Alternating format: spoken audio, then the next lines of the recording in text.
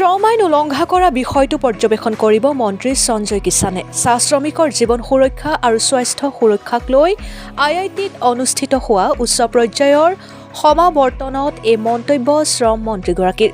আমিনগাঁওস্থিত IIT গুৱাহাটীত দুদিনীয়া কাৰ্যসূচীৰে ৰাষ্ট্ৰীয় সন্মিলনখন অনুষ্ঠিত হয়।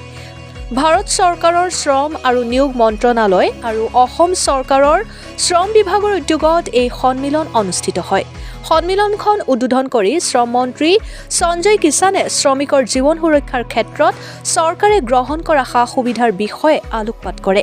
নিজে এজন চাহ শ্ৰমিক পৰিয়ালৰ লোক হিচাপে শ্ৰমিক কল্যাণৰ হকে সৰ্বতোপ্ৰকাৰে কাম কৰাৰ কথা প্ৰকাশ কৰে মন্ত্ৰী সঞ্জয় কিষাণে।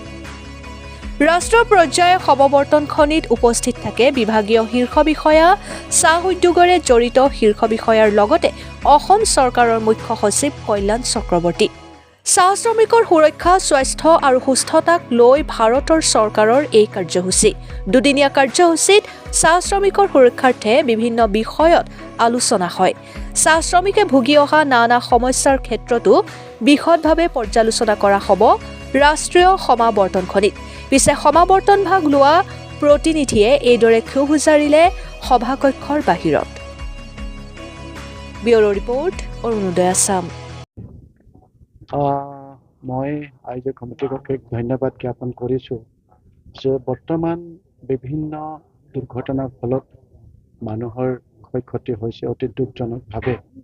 গতিকে আমাৰ ডিপাৰ্টমেণ্টে ILO প্লাছ IIT সকলোৰে লগত মিলি ভাৰত চৰকাৰ আমি আগন্তুক দিনত যেন এনেকৈ কিবা আমি শক্তিশালী পদক্ষেপ গ্ৰহণ কৰিব পাৰোঁ, যাৰ কাৰণে সম্পূৰ্ণভাৱে এনেধৰণৰ ক্ষয়ক্ষতিৰ পৰা মানুহক আমি ৰক্ষা কৰিব পাৰোঁ। ইতিমধ্যে আপোনালোকে জানে যে অসমত প্ৰায় 1200 চাহ বাগিচা আছে আৰু 1200 চাহ বাগিচাত প্ৰায় 15 লাখ মান শ্ৰমিকে কাম কৰে। তাৰ লগতে স্মল টি গ্ৰ'ৱাৰ্ছ যিবিলাক আছে তাতো প্ৰায় 6 লাখ মানুহে কাম কৰে। তো গতিকে তেওঁলোকৰ সম্পূৰ্ণ নিৰাপত্তাৰ দায়িত্ব আমাৰ ডিপাৰ্টমেণ্টৰ আছে। কিন্তু দুৰ্ভাগ্যবশতঃ ক'ৰবাত সৰু এটা ভুলৰ বাবে ক'ৰবাত এজন শ্ৰমিকৰ কেতিয়াবা হাত কাটিছে, কাৰোবাৰ ভৰি কাটিছে, কাৰোবাৰ জীৱন দিবলগীয়া হৈছে, অতি দুখ লগা কথা। তো গতিকে আমি ইতিমধ্যে সিদ্ধান্ত গ্ৰহণ লৈছোঁ যাতে আগন্তুক দিনত ILO ইতিমধ্যে সমগ্ৰ বিশ্বতে তেওঁলোকে কিছু কথা তেওঁলোকে অধ্যয়ন কৰিছে আৰু তেওঁলোকে কিছু পদক্ষেপ লোৱাৰ বাবে যথেষ্ট এই ক্ষেত্ৰত সফলতা অৰ্জন কৰা হৈছে। তো গতিকে ILO আমাক পৰামৰ্শ দিব এই দুদিনীয়া যি আমাৰ কৰ্মশালা আছে। লগতে আমাৰ IITৰো লোকসকল আছে, তেওঁলোকেও আমাক বিভিন্ন ধৰণৰ পৰামৰ্শ দিব আৰু আমি সকলোৱে মিলি পেলাই আগন্তুক দিনত তেওঁলোকৰ পৰামৰ্শ গ্ৰহণ কৰি পেলাই আমি টি গাৰ্ডেনেই হওক বা অন্যান্য যিবিলাক উদ্যোগ আছে সকলোতে তেওঁলোকৰ দিহা পৰামৰ্শৰ মতে আমি কাম কৰিম আৰু মানুহৰ জীৱনটো ৰক্ষা কৰাৰ ক্ষেত্ৰত যাতে আমি সফলতা অৰ্জন কৰিম, তাৰ কাৰণে এই আয়োজন কৰা হৈছে। গতিকে আজি ইয়াত অংশগ্ৰহণ কৰা কৰিছোঁ যে আগন্তুক দিনত আমি ESIৰ লগতো ইয়াক আমি সাঙুৰি ল'ব পাৰোঁ নেকি। যিবিলাক ইণ্ডাষ্ট্ৰীত আছে ESI আছে তেওঁলোকৰ কাৰণে মানে সুপাৰ স্পেচিয়েলিটি হস্পিটেল নাই নেকি ESIৰ কাৰণে? নিশ্চিতভাৱে ইতিমধ্যে আমাৰ বিভিন্ন যিবিলাক নাৰ্ছিং হোম আছে তাতে আমি ৰেফাৰ কৰি পেলাই তেওঁলোকৰ উপযুক্ত চিকিৎসাৰ ব্যৱস্থা কৰিছোঁ। আগন্তুক দিনত নিশ্চয় এতিয়া ছুপাৰ স্পেচিয়েলিটি আমি ইতিমধ্যে আপোনালোকে জানে যে বেলতলাত আমি এখন হস্পিটেল বনাই আছোঁ। গতিকে আগন্তুক দিনত আৰু তেনেকৈ ধৰণৰ আমাৰ পদক্ষেপ হ'ব। আমি তিনিচুকীয়াতো এখন হস্পিটেল বনাই আছোঁ। গতিকে আগন্তুক দিনত নিশ্চিতভাৱে স্বাস্থ্যৰ ক্ষেত্ৰত যথেষ্ট আমাৰ চৰকাৰে দায়বদ্ধতাৰে কাম কৰি আছে আৰু প্ৰত্যেকজন শ্ৰমিকৰ বাবে আমাৰ চৰকাৰে অতি আন্তৰিকতাৰে কাম কৰিছে। গতিকে আমি আশা কৰিছোঁ যাতে ESIৰ লগত জড়িত যিসকল ৱৰ্কাৰ আছে বিভিন্ন উদ্যোগত, গতিকে তেওঁলোকৰ কাৰণে আৰু আমি উন্নত চিকিৎসাৰ বাবে আমাৰ চৰকাৰে দায়িত্ব পালন কৰে। IITৰ সৈতে কিবা কোলাবৰেশ্যন হ'ব? নিশ্চিতভাৱে আমি ইতিমধ্যে আলোচনা কৰিছোঁ, তেওঁলোকেও আগবাঢ়ি আহিছে যে আমাৰ ফালৰ পৰা যিখিনি পৰামৰ্শ দিবলগীয়া আছে, যিখিনি কৰিণীয় আছে আমি কৰিম। আমি খুব সোনকালে আৰু তেওঁলোকৰ লগত আমি বিশেষভাৱে নিৰাপত্তাজনিত কাৰণত আমি নট অনলি টি ট্ৰাইবছ আদাৰ যিখিনি উদ্যোগ আছে যি আছে সকলোৰে কাৰণে নিৰাপত্তাৰ কাৰণে শ্ৰমিকৰ কাৰণে ভিভিগিৰি ইনষ্টিটিউট পৰামৰ্শ দিছে যে আমি বিশেষভাৱে এডুকেশ্যনৰ ক্ষেত্ৰতো আমি বিশেষভাৱে আমাৰ অন্ততঃ যিখিনি টেলেণ্ট ল'ৰা আছে তেওঁলোকক আমি তেওঁলোকৰ জৰিয়তে বিভিন্ন দিশত আমি যাতে আগুৱাই লৈ যাব পাৰোঁ তেওঁলোকে সেইটো আমাক পৰামৰ্শ দিছে যে আমি তাৰ কাৰণেও আপোনালোকৰ লগত জইণ্টলি কাম কৰিম বুলি। তো আগন্তুক দিনত নিশ্চিত যিখিনি দুখীয়া ল'ৰা ছোৱালী আছে তেওঁলোকক যাতে IITৰ জৰিয়তে আমি কিবা তেওঁলোকক আমি দিহা পৰামৰ্শ দি পেলাই কিছু তেওঁলোকক সহযোগিতা কৰি পেলাই আমি তেওঁলোকৰ পঢ়াৰ লগতে কৰ্মসংস্থানৰ ব্যৱস্থা আমি কৰিব পাৰোঁ নেকি এই দিশত আগন্তুক দিনত আমি কাম কৰিম। ঠিক আছে পদে পদে উলংঘন কৰি থকা হৈছে আৰু শ্ৰম পৰিদৰ্শক আহিও কিন্তু মেনেজাৰ গুচি যায় কোনো ধৰণৰ ইতিমধ্যে আপোনালোকে জানে যে আমি সকলোবিলাক ডিপাৰ্টমেণ্টক লৈ পেলাই টাস্ক ফ'ৰ্চ এটা গঠন কৰি দিয়া হৈছে আজি কিছুদিনৰ আগতে আৰু এই আমাৰ সকলোৱে জইণ্টলি এইবিলাকত ইতিমধ্যে অপাৰেশ্যন তেওঁলোকে কৰিছে ইয়াৰ পৰা সফলতা অৰ্জন কৰিছে গতিকে আগন্তুক দিনত আজি আপোনালোকে জানে তাৰ কাৰণে আমি ইয়াতে এই কৰ্মশালাৰ আয়োজন কৰিছোঁ। তো আগন্তুক দিনত আজি যিখিনি পৰামৰ্শৰ পৰা আমি পাম তাৰ কাৰণে আমাৰ যিসকল অফিচাৰ আছে তেখেতসকলক সেই হিচাপত নিৰ্দেশ দিয়া হ'ব যাতে কোনো কাৰণতে কোনো এটা উদ্যোগত কোনো ধৰণৰ আমাৰ ডিপাৰ্টমেণ্টে গাফিলতি নকৰে তাৰ কাৰণে আৰু মই নিজেও বা মোৰ ডিপাৰ্টমেণ্টে সদায় চোকা আমি দৃষ্টি ৰাখিছোঁ যাতে এনেধৰণৰ আমাৰ তৰফৰ পৰা ক'তো মানে নেগলেক্ট কৰা নহয় যাৰ কাৰণে কাৰোবাৰ ক্ষয় ক্ষতি হ'ব পাৰে। কি কয়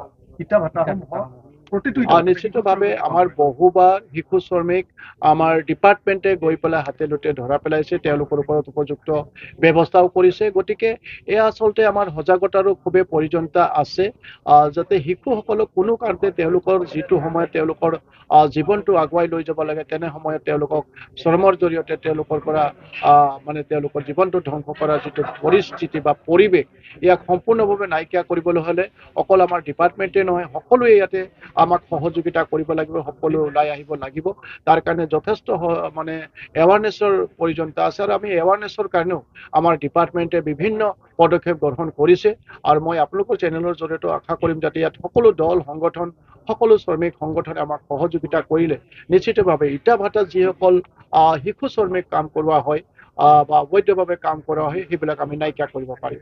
শিক্ষকৰ ব্যৱস্থা নাছিল বৰ্তমান আমাৰ চৰকাৰখনে উক্ত চাহ বাগিচাৰ বিদ্যালয়সমূহতো সম্পূৰ্ণ চৰকাৰী সা সুবিধা দিয়াৰ লগতে শিক্ষকৰো ব্যৱস্থা কৰিছে তাৰ বিল্ডিঙৰ ব্যৱস্থা কৰিছে মিড ডে মিলৰ ব্যৱস্থা কৰিছে। এইটো গতিকে এই ব্যৱস্থাবিলাক কৰিছে বৰ্তমান প্ৰত্যেকখন চাহ বাগিচাতে মানুহৰ নিৰাপত্তাৰ বাবে স্বাস্থ্যৰ বাবে এম্বুলেন্সৰ ব্যৱস্থা কৰা হৈছে। আজি তাৰিখত যিমানবিলাক চাহ বাগিচা আছে প্ৰত্যেকটো চাহ বাগিচাত যিমানবিলাক হস্পিটেল আছে সকলোবিলাক হস্পিটেলত আমি চৰকাৰ তৰফৰ পৰা দৰৱৰ ব্যৱস্থা কৰিছোঁ।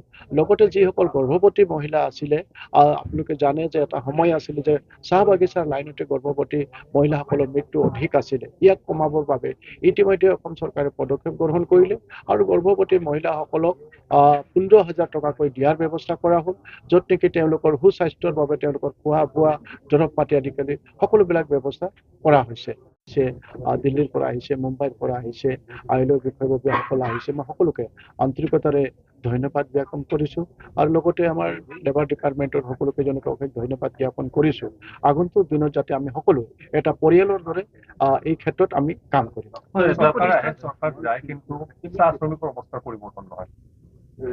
আপোনালোকে দেখিছে যে আমাৰ চৰকাৰ অহাৰ পাছত অতি আন্তৰিকতাৰে সকলোবিলাক দিশতে কাম কৰিছে সেয়া স্বাস্থ্যৰ ক্ষেত্ৰতে হওক সেয়া শিক্ষাৰ ক্ষেত্ৰতে হওক সেয়া তেওঁলোকৰ নিৰাপত্তাৰ ক্ষেত্ৰতে হওক বা তেওঁলোকৰ পঢ়া শুনা ল'ৰা ছোৱালীৰ বিভিন্ন পদক্ষেপৰ কাৰণে হওক আমাৰ চৰকাৰখনে অতি আন্তৰিকতাৰে কাম কৰিছে।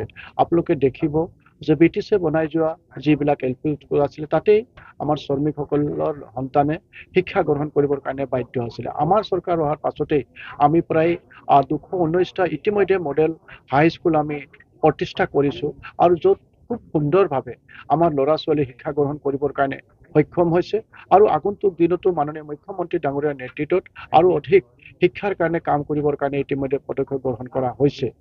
ইতিমধ্যে আপোনালোকে জানে যে যিবিলাক স্বাস্থ্যৰ বাবে সভা অনুষ্ঠিত হৈছে চেমিনাৰ অনুষ্ঠিত হৈছে কিন্তু চাহ শ্ৰমিকৰ অৱস্থা কোনো পৰিৱৰ্তন নহয়। মানে যোনে এইখন মিটিং অৰ্গেনাইজ কৰিছে ইণ্ডিয়ান গভৰ্ণমেণ্টৰ লেবাৰ ডিপাৰ্টমেণ্ট আৰু অসম চৰকাৰৰ ইয়াত শ্ৰম বিভাগ জড়িত হৈ আছে।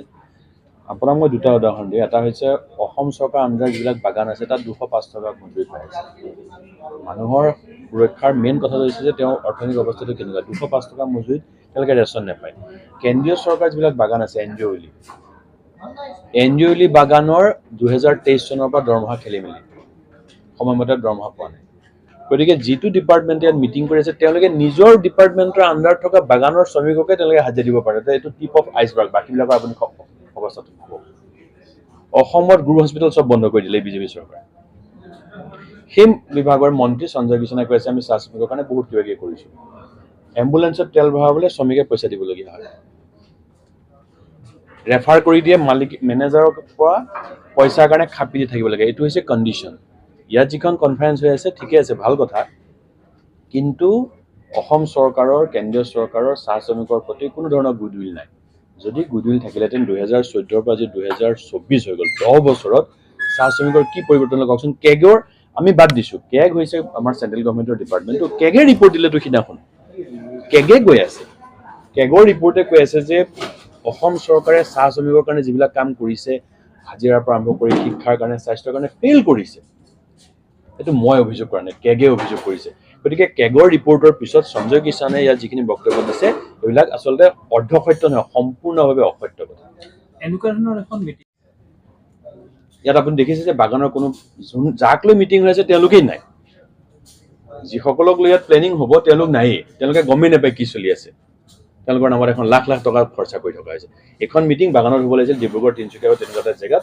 য'ত শ্ৰমিকসকলে গম পালেহেঁতেন যে আমাৰ নামত এনেকুৱা কিছুমান হৈ আছে আমি গমেই নাপাওঁ